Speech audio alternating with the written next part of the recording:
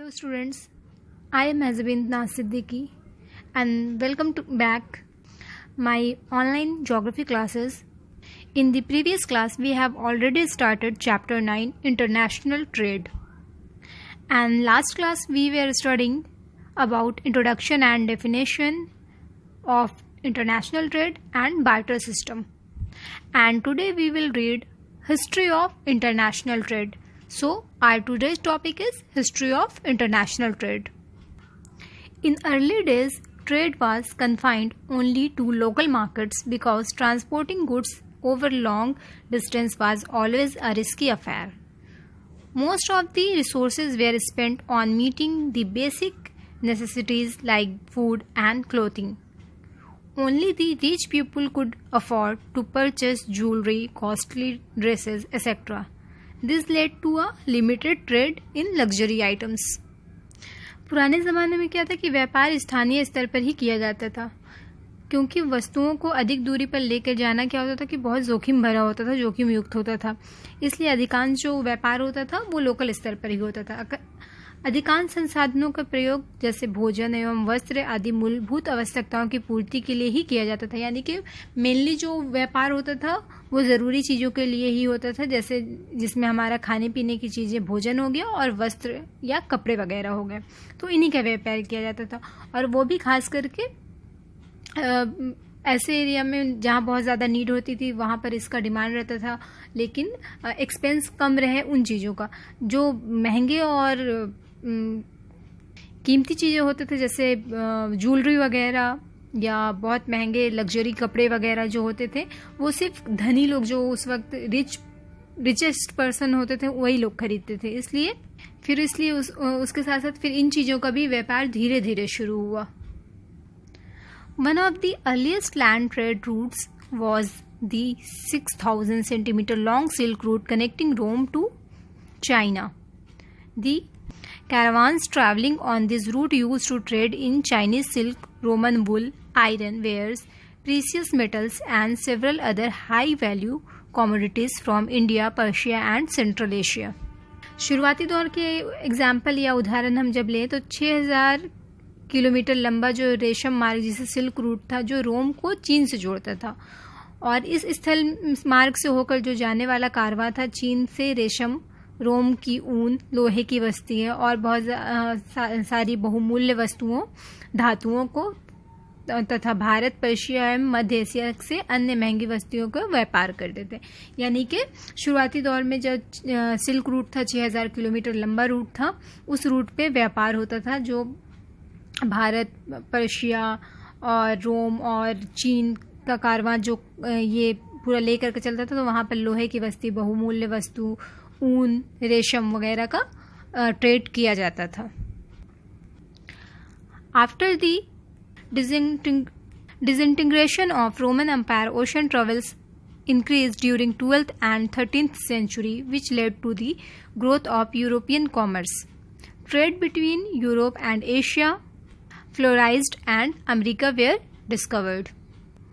रोम साम्राज्य के विखंडन के बाद या उनके डिसइंटीग्रेशन के बाद 12वीं और 13वीं शताब्दी में समुद्री यातायात में जो है वृद्धि हुई, इजाफा हुआ और यूरोप से वाणिज्य ने उल्लेखनीय उन्नति की। मतलब यूरोप से जो कमर्शियल ट्रेड था उसमें बहुत ज़्यादा उन्नति हुआ, और उसके बाद यूरोप तथा एशिया के बीच व्यापार बढ़ा, और जिसकी वजह कर क्या हुआ कि अमेरिका का खोज हुआ, डिस्कवर हुआ उस टाइम पे अमेरिका 12वीं और 13वीं शताब्दी के दौर में, जब मतलब यूरोप और एशिया के बीच में बिजनेस बहुत ज़्यादा ट्रेड, कमर्शियल बिजनेस बढ़ा, उस टाइम पे अमेरिका जो है वो डिस्कवर हुआ। European colonialism started in the 15th century and spread almost throughout the tropical lands. This led to a new form of trade known as slave trade. Europeans used to capture African native and transport them to newly discovered Americas, where they were sold as laborers in the plantations. The Portuguese, Dutch, Spanish and the Britishers were the forerunners in the trade, which remained quite lucrative for over 200 years. After that, this trade was reduced considerably because it was abolished in Denmark in 1792, Great Britain in 1807 and the USA in 1808. 15वीं शताब्दी में क्या हुआ कि यूरोपीय उपनिवेशों से शुरू हुआ और अन्य व्यापार की वृद्धि के साथ साथ एक अन्य व्यापार शुरू हुआ जिसको दास व्यापार कहते हैं, जिसे हम स्लेव ट्रेड भी कहते हैं। इसमें क्या होता था कि पुर्तगाली, डच और स्पेनी तथा अंग्रेज लोग अफ्रीकी मूल निवासियों को जबरदस्ती पकड़कर यानी कि अपने ताकत के आधार पर बलपूर्वक पकड़कर अमेरिका ले जाते थे और उनसे वहां पर बागानों वगैरह में श्रमिक या लेबर के तौर पर काम करवाया जाता था। दास व्यापार जो है 200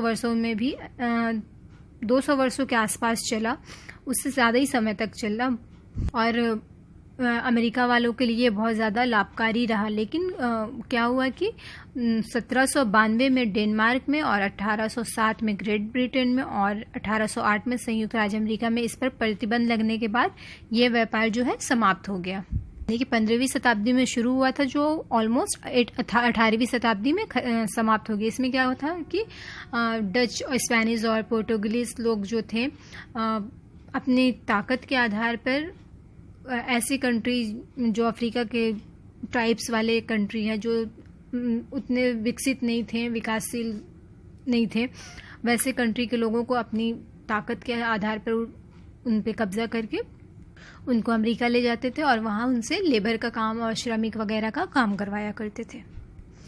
the industrial revolution from 1780 to 1820 led to a new trend in the international trade as the demand for new material like grains, meat, wool increased considerably. Industrialized nations imported raw materials and exported finished products to non-industrialized nations. In the later half of the 19th century, regions producing primary goods were no more important and industrial nations became each other's principal customers. क्या हुआ कि 1780 से 1820 के बीच क्या हुआ, औद्योगिक क्रांति के बाद अंतर्राष्ट्रीय व्यापार में एक नया मोड़ आया और उसमें क्या हुआ कि पहले जैसे सिर्फ कीमती चीज़ें रेशम थी, लेकिन अभी क्या हुआ कि अनाज, मांस तथा ऊन की मांग में भी वृद्धि हुई, परंतु निर्मित वस्तुओं की तुलना में उनका जो दाम था या मूल्य था वो कम हो गया। औद्योगिकृत देशों के कच्चे माल से आयात तथा निर्मित वस्तुओं को निर्यात करना शुरू किया गया। उसके बाद 19वीं शताब्दी में उत्तरार्ध में शुरुआती दौर में प्राथमिक वस्तुओं का उत्पादन करने वाले देशों का महत्व कम हो गया और औद्योगिक राष्ट्र एक दूसरे के ग्राहक बन गए। यानी कि प्राइमरी एक्टिविटीज़ से जुड़ी चीज़ों का जो वैल्यू था वो कम हो गया और सेकेंडरी एक्टिविटीज़ या उद्योग से निर्मित वाली जो चीज़ें थी उनका महत्व बहुत ज़्यादा बढ़ने लगा और एक दूसरे से लेन देन भी बहुत ज़्यादा शुरू हो गया। During the world Wars first and second, several countries impose trade taxes and quantities restrictions. During the post-war period, several trade organizations were formed which helped in reducing tariff. क्या हुआ कि प्रथम और द्वितीय विश्व युद्ध के दौरान अनेक राष्ट्रों के व्यापार, कर और संख्यात्मक प्रतिबंध लगाए गए। अब जब वॉर शुरू हुआ तो बहुत जगह पर टैक्सेस लगा दिए गए। विश्व युद्ध के बाद के समय के दौरान व्यापार में शुल्क हेतु सामान्य समझौता यानी कि गैट वगैरह का जो टैक्स होता है ना, तो वो सारी चीज़ों का स्थापना हुआ और संस्थाओं ने उसमें टैक्सेस लगाने शुरू किए, जो कि बाद में विश्व व्यापार संगठन WTO जब बना तो शुल्क को घटाने में सहायता की गई। यानी कि जब गैट लगा तो बहुत अपने अपने तरीके से लोग अपना अपना टैक्सेस लगा दिए थे, लेकिन जब उसके बाद WTO बना यानी कि वर्ल्ड ट्रेड ऑर्गेनाइजेशन, जिसे हम विश्व व्यापार संगठन कहते हैं ना, उसने शुल्क को घटाने के लिए बहुत ज़्यादा हेल्प किया। तो ये था हमारा हिस्ट्री इंटरनेशनल ट्रेड का या अंतर्राष्ट्रीय व्यापार का। सो होप कि आप ये सारे पॉइंट्स और चीज़ों को समझ गए होंगे। तो आज का वीडियो लेक्चर यहीं पर स्टॉप करूँगी। मिलते हैं नेक्स्ट वीडियो लेक्चर में। Till then stay safe, take care.